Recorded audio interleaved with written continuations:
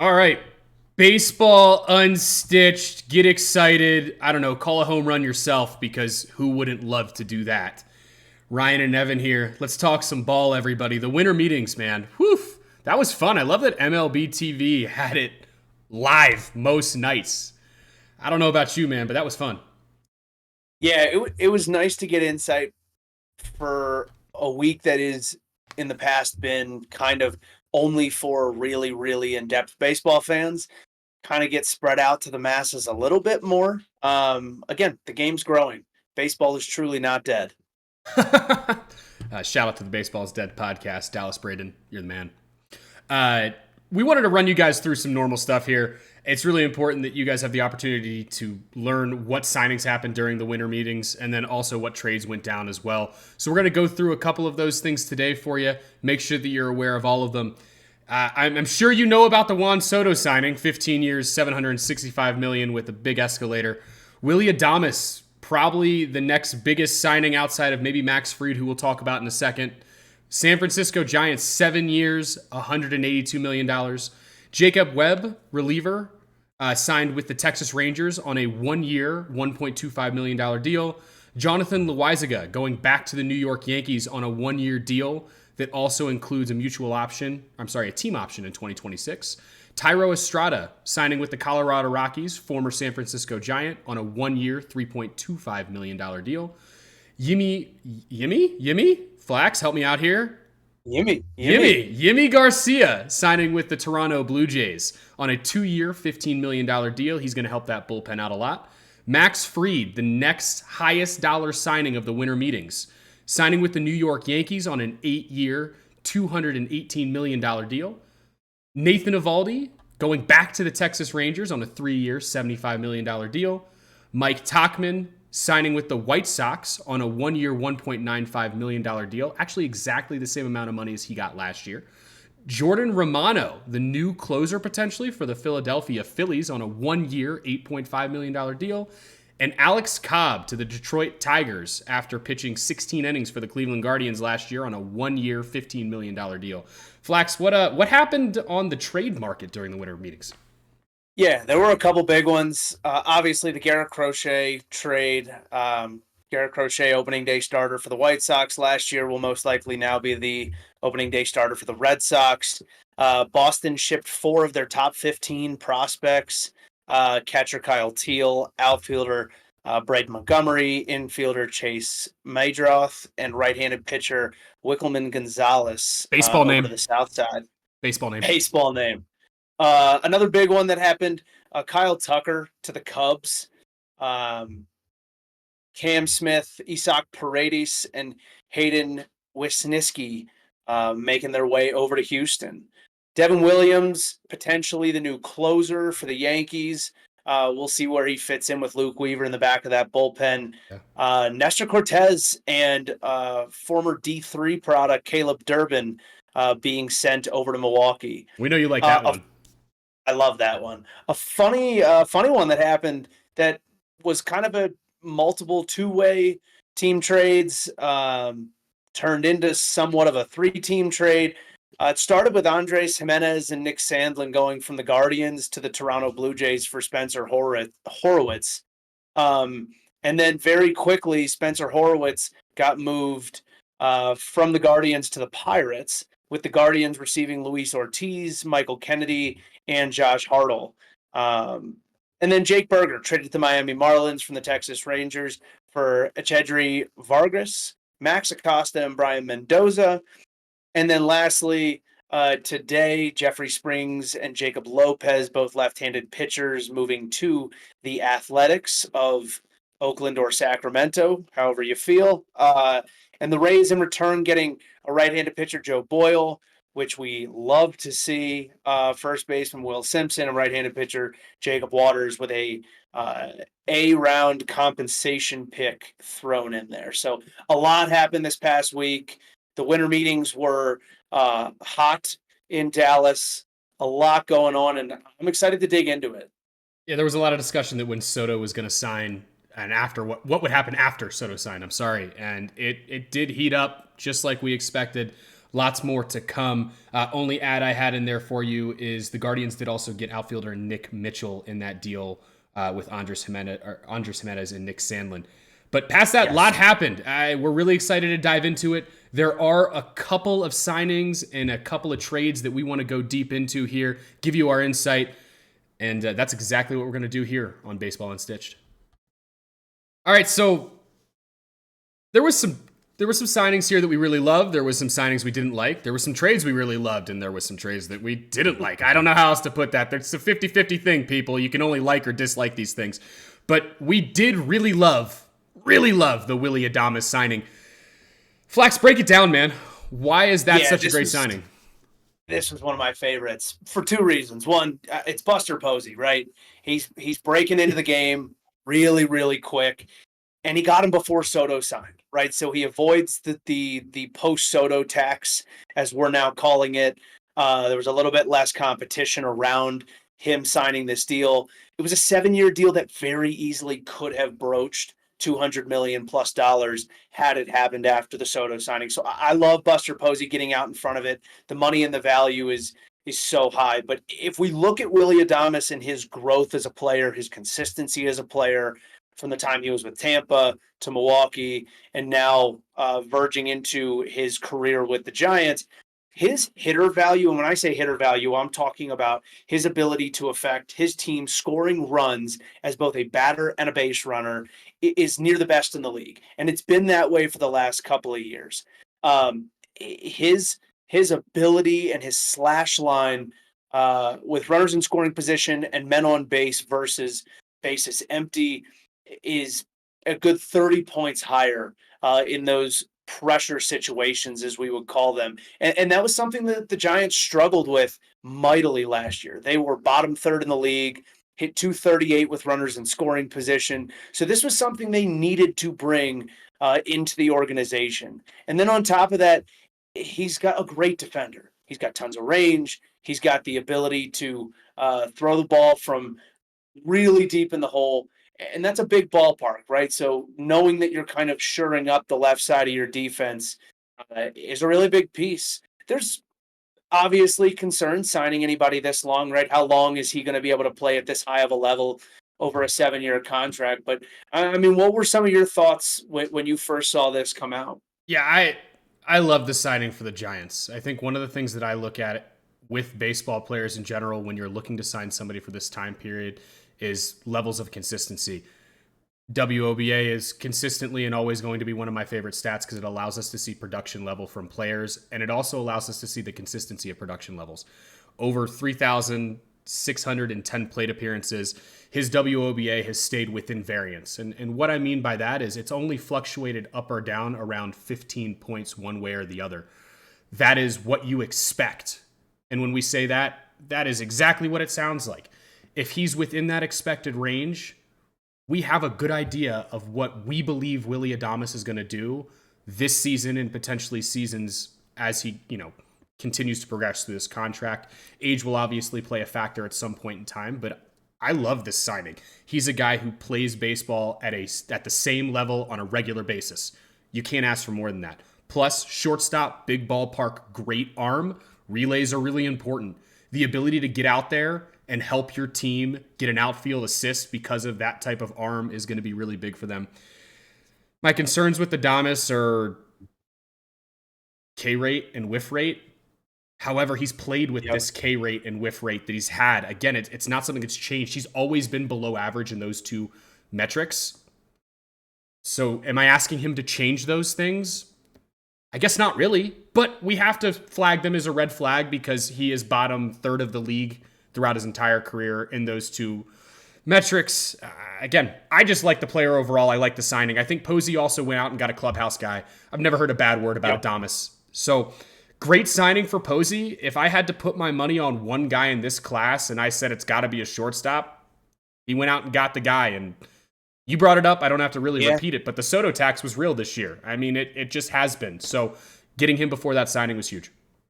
Well, the one additional piece I'll say here, right, that maybe we didn't necessarily take into account when we were talking about this before was with Brandon Crawford retiring, out of the shortstop position in what I would call a cornerstone organization in the major leagues, that's a position that you have to fill right away on a long-term contract. You can't go play the game where you start shuffling in a 1, 2, 3, 4 year guy every year. It's something you have to solidify, and I think Buster Posey recognized that.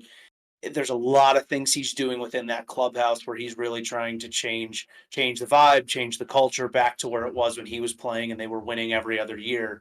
And I think this play kind of slots that hole really well. Lose a high level defender and leader at shortstop, replace him with a high level defender and leader at shortstop. Totally agree. Posey's making moves, people. Expect it to continue.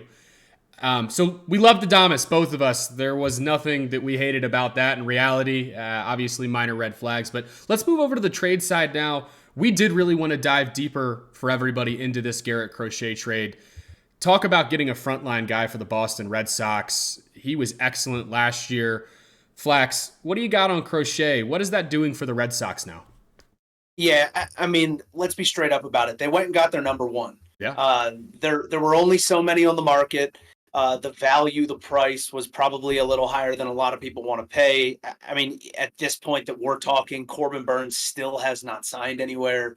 And my guess is that it's because of price. So they went out and got their number one. They've got 2 years of control. And what that really means to me is that they've got 2 years to make Boston feel like home. In my mind, I think it's a very high likelihood that he tests free agency considering what starting pitchers are getting nowadays. Uh, Even with injury history, what he can do with the baseball is nothing short of elite.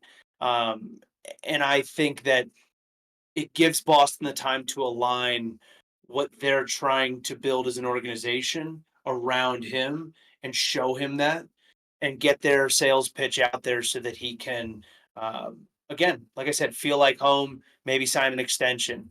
But as a team going forward, what I think this really does is it gives Andrew Bailey, who's leading that pitching staff, the Red Sox pitching coach, somebody to build off of now. Right, he had a collection of young guys who, let's face it, did not have an electric fastball outside of Brian Bello, who throws it straighter than an arrow. So Yeah.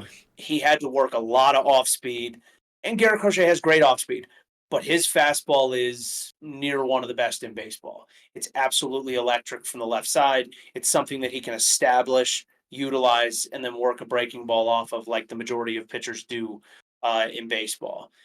So I like this side for the Red Sox. The things that obviously make me wary is just the fact that you only get him for 2 years and you gave up a lot of prospects for it.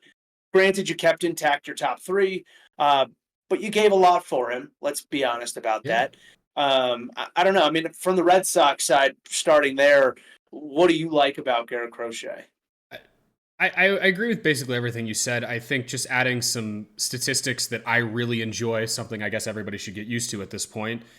You talked about his fastball. His four-seam fastball had a 15 run value.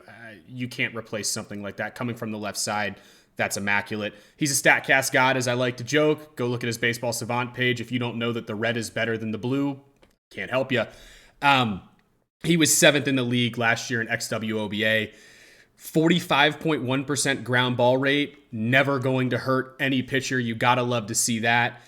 And then the big one I did want to touch on is 5.5% walk rate to a 35.1% K rate. That is elite type stuff. If you're looking for a number one, being a heavy ground ball pitcher, not walking people, and K'ing up the world, what else do you want, people? That's what he does. So big thing for me with Crochet is pretty simple. Is I want to see the guy stay healthy, and I want to see him get that opportunity to be a number one. I think my minor levels of concern are, you were the number one for the White Sox. Well, now you're the number one for the Red Sox. There's a lot of expectations that come with that. He is going to have more pressure on him.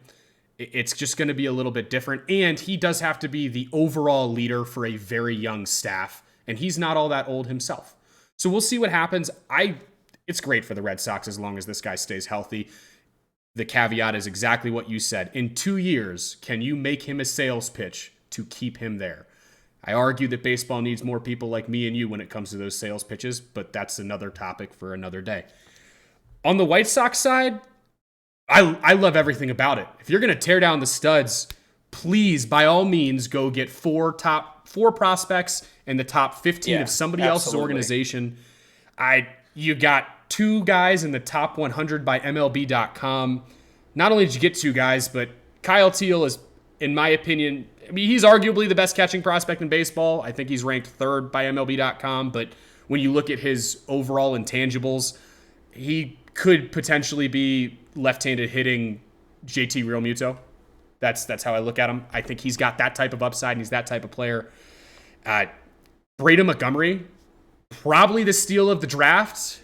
I felt that when it happened. You talk about a guy who was just injured at the time at Texas A&M. He slashed 322, 454, and 733 last year prior to his injuries with 27 home runs, and that is not a full college season for him. Guy's a dog, and if you've seen any interviews with Braden Montgomery, you want to talk about a dude who I think has the intangibles outside of baseball as well. Just very impressive. The two other pieces that they were able to get in Meadroff and baseball name of the day, Wickelman Gonzalez.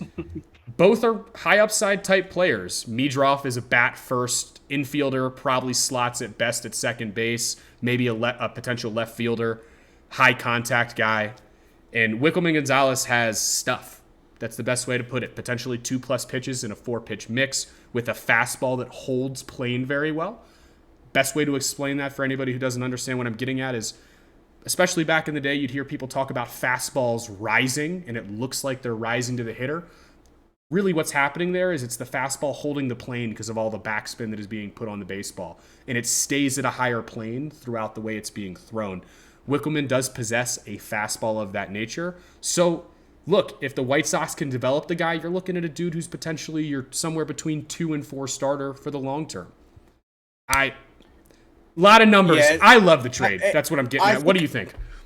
I think there's also potential down the line with that type of stuff. If you really want to hone in Gonzalez, he could be a back end bullpen guy, Yeah. even in early back end sixth, seventh inning guy.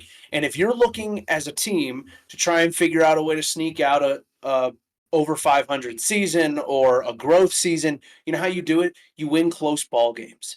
You have a bullpen. Yeah. You have an offense that believes that they're never out of a ball game because when you get to the 5th, 6th inning and you're down 2 runs, you know the game's going to stay at 2 runs. You're not pressing on your at-bats.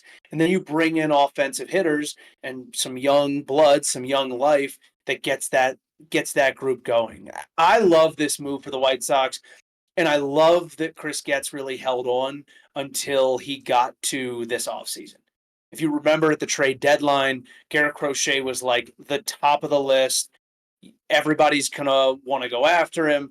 And what he was asking for was slightly ridiculous, but he also knew that the value he needed to get for passing off Crochet in the middle of the season with the small pool of teams who were in a position to go get him didn't really give him a lot of cards to hold.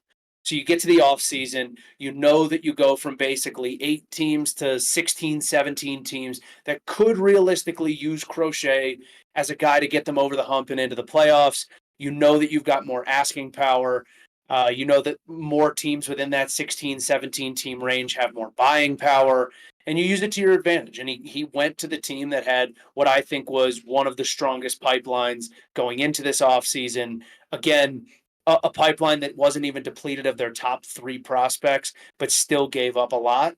And I think this was about as fair of a trade as you could have seen coming for a 2-year Garrett Crochet going to the Red Sox. Yeah, and I think the White Sox need one of the 2 big prospects in Montgomery or Teel to be a superstar type player. They need one of them to be an average player, and then out of Meadroff and Gonzalez, one of those guys is at least serviceable, and you've won this trade.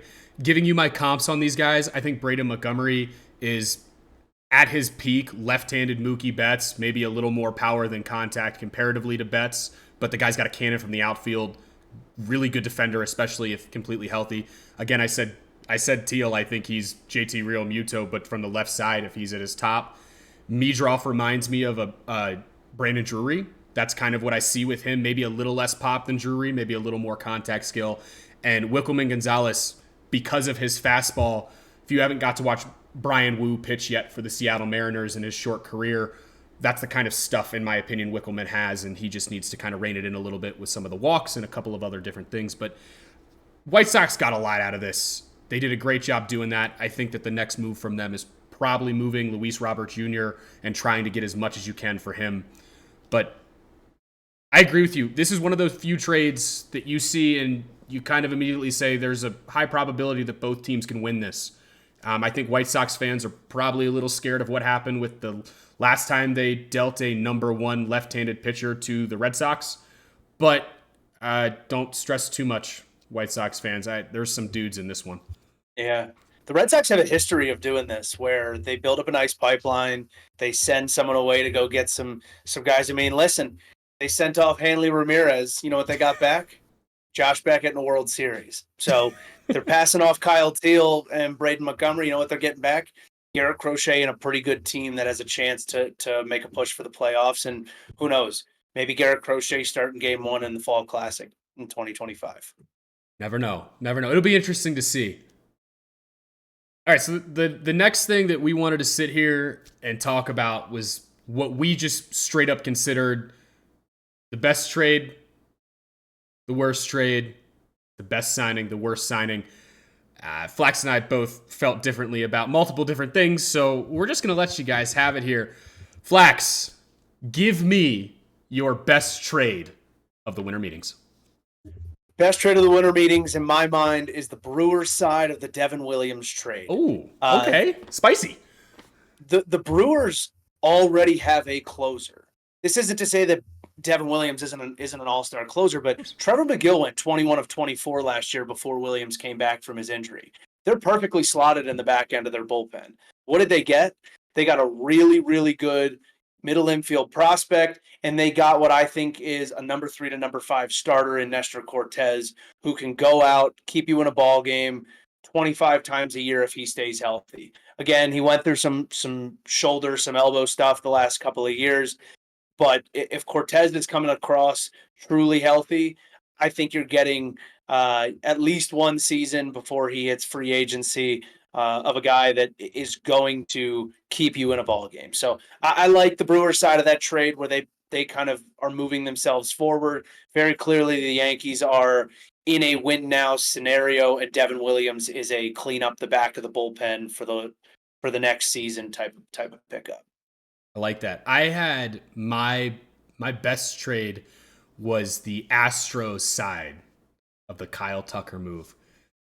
Cam Smith is going to be the number one prospect in the Astros organization. I don't know how else to put it. 2024 draft pick. The dude's 6'3", 224, corner infielder with plus power from the right side. Hello, Crawford boxes, something that we're going to go back to in this same statement here shortly. I love the pickup. Athletic dude with big pop. And then back to the Crawford boxes very fast. Isaac Paredes. We looked at a lot of numbers with Paredes, and he could have hit 10 to 15 more home runs had he had the Crawford boxes last year. Oh, yeah. His WOBA was skewed down, but not terribly last year. His batting average on balls in play was barely lower than the 2023 breakout season he had when he hit 30 home runs. So I think there's a level of unlucky with Paredes. It's funny, too, because we said that with Morel, who he was traded for. So it'll be super interesting to see what happens, but I think the Astros, for the moment, have won that trade because the Cubs, who knows what's going to happen. We'll see. I like it. All right. There's a potential that Paredes might start some allegations coming up against the Astros again with his home away splits. If Isaac Paredes hits 25 home runs at home, don't be surprised when you hear it here first. Just throwing it out there. It's what it is. Flax and I both happen to believe that may actually happen next year. We'll see. Let's move over to the worst side of a trade. Yeah, worst side of the trade. I am on the Cubs side. Oh, we're of beating the this Tucker one down, huh? We are, yeah, we are overfeeding this horse, as they say. I think it's a huge overpay for a rental. This offseason, I think the buzzword is overpay, not just out of Yankees fans' mouths for the Soto trade, or the Soto signing, but like truly across the board, what the what the sellers are able to ask for is something special. Kyle Tucker very clearly was going to go to free agency.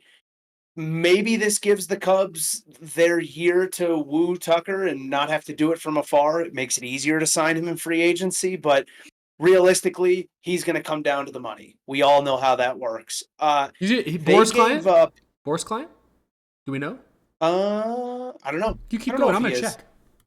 Uh, I think as great as Kyle Tucker is, and truly like can be one of the next great players in baseball, I think he's super underappreciated. But there truly is no guarantee that you can sign him. The value of the players that you sent over, um, as far as pitching, Hayden Wesneski, I think has absolute stuff with his sweeper. Astros fans are going to love Didn't even talk seeing about him on the that. positive side. That's a big miss by me, Didn't even people. talk about him, but he is. I just think the Cubs. I think the Cubs kind of gave away too much here. So that's my worst. I don't know. What was your worst across the board? Before we jump to my worst, Tucker is not a Boris client. He's represented by XL Sports. XL Sports represents Dansby Swanson. So maybe the Cubs know some things that we don't, but for the moment, after what we watched happen to Soto and the money people are getting, especially at a younger age in free agency, I'm going to agree with you. Let's be very clear. I also think that was pretty bad. But I'm going to go to a different side here as a pseudo Clevelander for 10 years of my life. Cleveland won that trade, baby.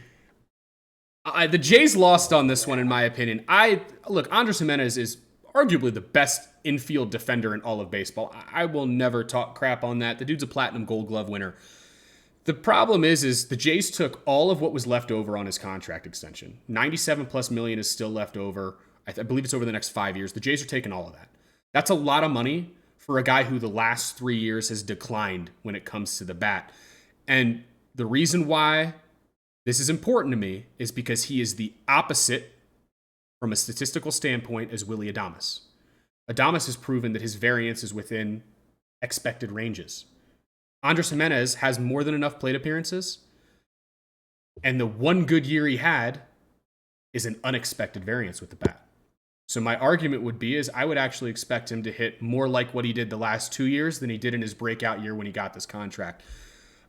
I hope, because I really enjoy watching Andres Jimenez play, the Blue Jays can figure that out with the bat.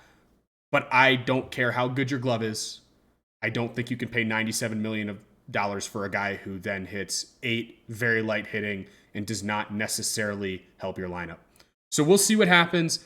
I definitely have that as my worst side of a trade during the winter meetings.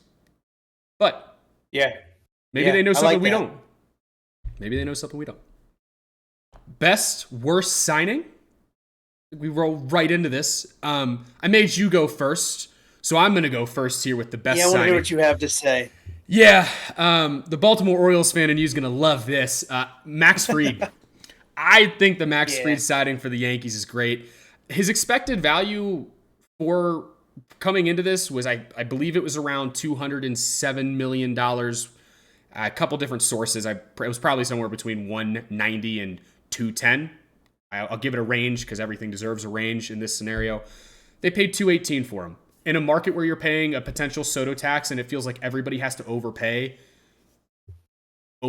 by, I don't know, $10 million over the length of a 8-year contract, that feels really good. Feels like not much of an overpay. Yankees needed a 1B to Garrett Cole. You love Garrett Cole in the playoffs. You love Garrett Cole in the regular season. I realize that Max Fried does not have great numbers in the postseason, but he is a true 1B. And what I love about it is he's a different look 1B. And I believe he can probably help Rodon a little bit as well. who has been a little bit up and down over the last couple of years. Max Fried brings a 54.4% career ground ball rate to Yankee Stadium with those short porches. He's going to keep the ball on the ground. The only way the Yankees can make this signing better is go get Alex Bregman. Can you imagine pairing him, Volpe, and Bregman on the left side of your infield so Max Fried can make every single right-handed batter roll over a baseball? Can't tell. I'm a big Max Fried fan anyways, but I think it's a great signing for the Yankees. Where you at? No, I mean, I don't disagree with that. I think it was a good signing for them. I don't know that he needed a 1B, but it's certainly something every club would love to have. My best was Jordan Romano. They only paid about $1 million over what his asking price was after he got non-tendered by the Blue Jays. Coming off an injury, but also a couple years in front of that. Signed with the Phillies, really right? Yeah, with the Phillies. Yep. And he's 31 years old. He's a high leverage arm. They've already said they're planning on using him in high leverage situations. And for me, it's the intangibles. The crowd and the ballpark in Philadelphia with Romano's psycho mentality is a match made in heaven. I think he is perfect for that place. And he's even come out and said he's very excited for the electricity in that stadium to give him an extra boost in those tight moments. So that's my best signing. I really liked that pickup by the Phillies after he got non-tendered.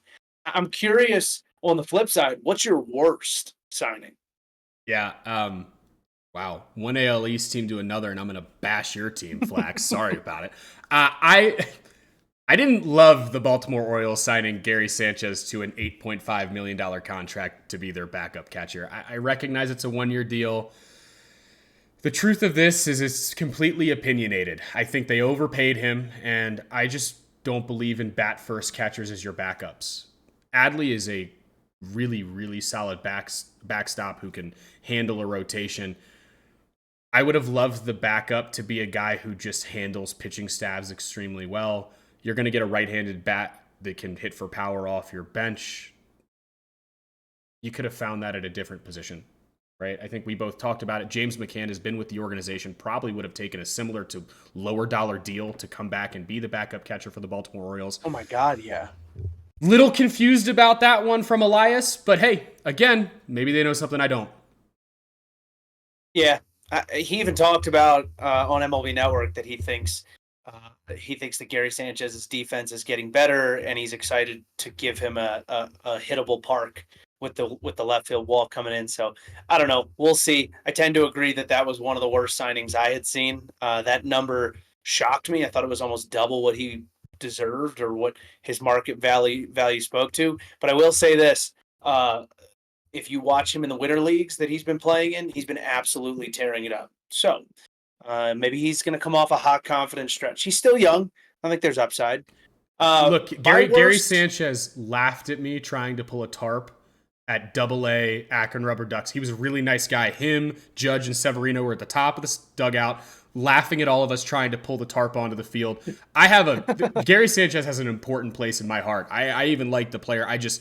To me, that doesn't make sense. Sorry, and I interrupted you. Is it a windy? No. Was it a windy day?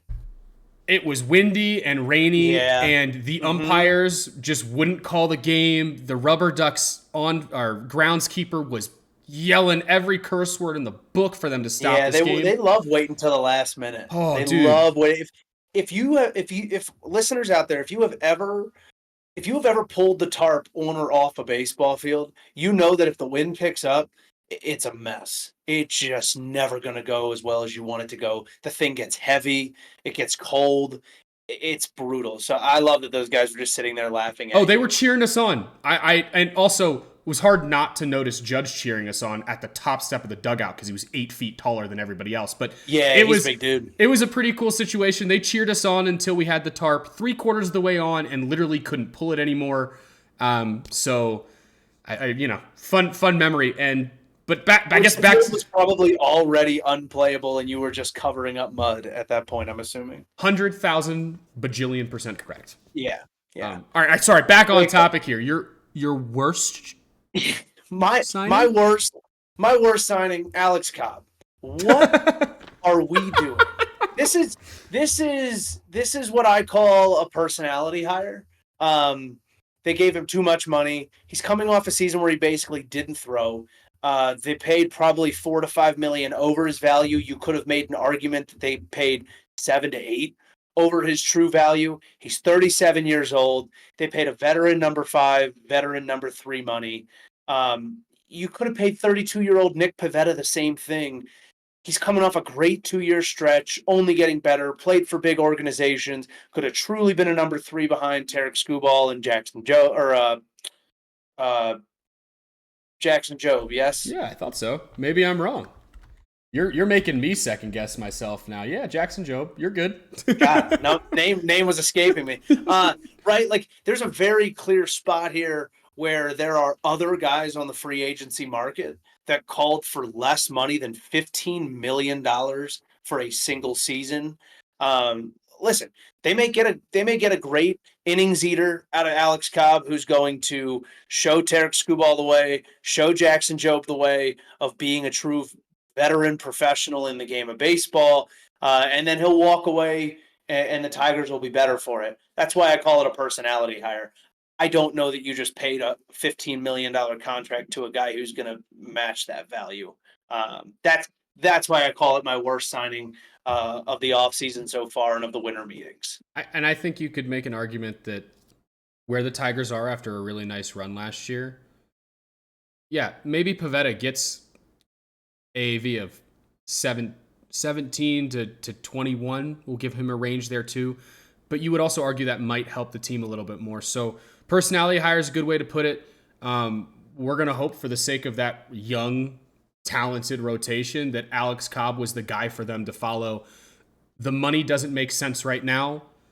If that rotation looks great in 2026, we'll both eat our words completely. That's, I think, what this really comes down to. If that team goes to an ALDS, we're going to be eating our words, right? Because at some point fair. you're paying a guy for a year, you get to the playoffs, like feels kind of successful for a Tigers organization that has kind of been on the outskirts for the last few years and is finally starting to ramp back up a young core. So, yeah, I mean, we very easily could be eating our words, and it may not be because of Alex Cobb, but as a team, at some point, money is money, right? Yeah, I would have to agree. And on a 1-year deal, it's not like they're locking it up too long. So we'll see what happens. I like how our worsts were both 1-year deals. We didn't dive into anything that was forcing teams to hold on to money for years. That's an interesting statement that we didn't think about. I mean, yeah, that's true. The way the market is moving at this moment, it's very clear that teams are not shy about spending money.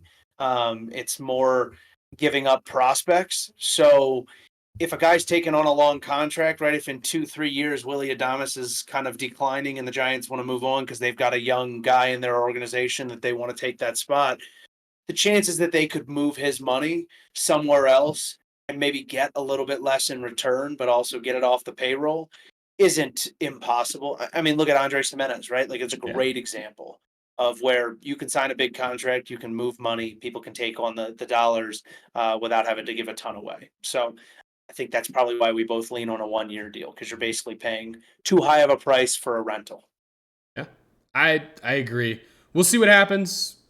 Only time will tell what the heck's new about baseball. So, wanted to add a little bit of a new fun segment for us here. Flex, I'm going to let you introduce this segment because this was your brainchild. I can't take credit.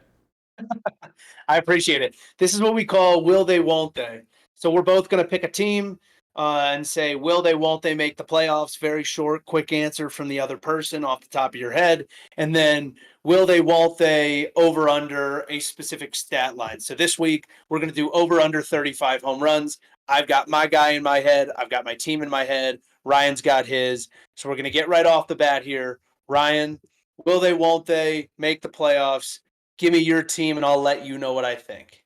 Oh, will they, won't they make the playoffs? Planning on trying to make this extremely difficult for you. Will they, won't they make the playoffs? The Chicago Cubs. I think the Chicago Cubs will make the playoffs. I think it's a very gettable division that they are in. I think that Craig Counsell will get that team and the culture in that clubhouse moving in the right direction. And they just added a star bat. Shota Managa is going to lead that rotation. I think that team's going to be okay. I got them making the playoffs. Wow. All right. I like that. They do have a good rotation. I think it's underrated. I think that's another thing. It's Mm-hmm. a bunch of soft throwers. We're not used to that at the Yeah. major league level anymore, people. And those guys can command the zone as good as anybody in baseball. I like your answer. I like your answer. All right. Sorry. What you got for me? I got will they, won't they make the playoffs? The Sacramento Athletics. Who? No. I'm. Oh, that's a tough one. I'm gonna say they won't. There's a lot of factors here at play which make this difficult. They did just get Springs to help that rotation. I have them missing the playoffs, and I have them missing the playoffs as a team that we might end up talking about next year for our last 4 out. How about that? I think they're a little bit better than I people like that. realize. I think the bats are a lot stronger with a lot of young guys who could continue to improve. Lawrence Butler, if you don't know him, learn his name. And Brent Rooker, come on, people. Guy rakes. It's just what it is. I love that. I absolutely love that. I think you're right.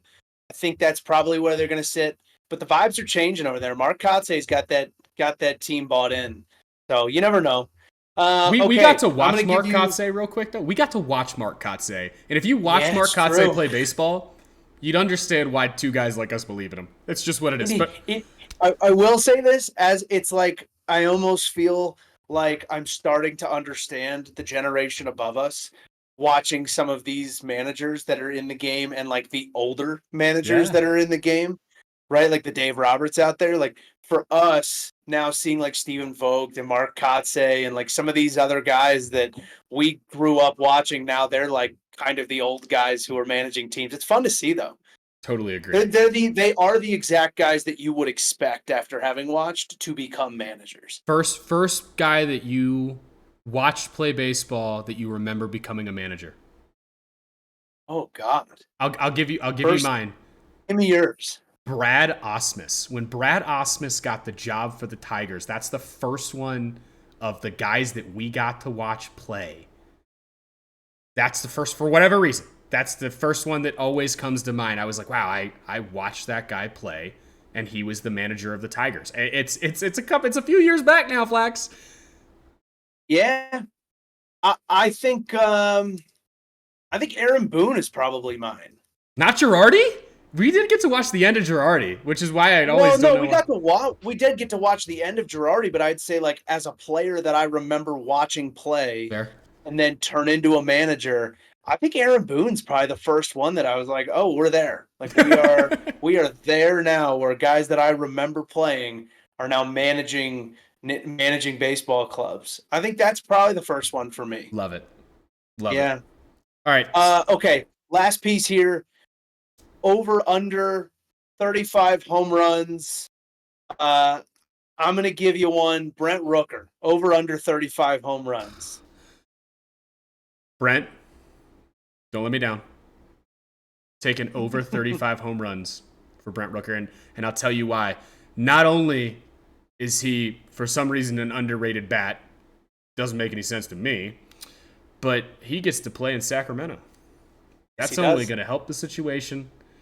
I think in the summertime, that ball is going to fly, and Brent Rooker is going to be the main benefactor of the park effect that we could potentially see in Sacramento. I'm going over 35 home runs for Brent Rooker. I love that. All I right. love it. I did my best to make this as difficult as possible on you. I want you to know that. We talked about doing this. I think I lobbed you a couple softballs and you're Yeah, just no, bringing the heat. And I you love lob me it. softballs and I'm throwing you 102-mile-an-hour fastballs. Thank you for being nice to me, but our friendship could end on this one. So just stay with me here. What do you got? Ketel Marte, over or under Oh 35 home man, runs? that guy's starting to figure it out. I got over. I got love over it. 35 Let's home go. runs. I think he's going to be a big production piece with them, more than likely losing Christian Walker. I got Ketel Marte over 35 home runs. God, if you've ever watched that guy swing the bat, it is so fun to see. Yeah. It's such a clean swing. But yeah, no, I'm excited for this. We'll keep bringing the will they won't they segment back in. But this is I think something that you and I can build off of as the year goes on. Yeah, and I expect 94-mile-an-hour splinkers from you next time. Just so you know. Listen, you know what? You want to throw me 102-mile-an-hour heaters? They go out just as hard as they come in. The softballs are a lot harder for you to put over the fence. You know, you're probably right about that statement, and we both know it. Really fun conversation today. Winter meetings were great. MLB TV, please continue to do what you did. You guys did a great job with the broadcast this year. We really enjoyed that. We want to be a part of it too. So, hey, here we are. That's been Baseball Unstitched. Hope you enjoyed today's episode. Have a great day and a good week.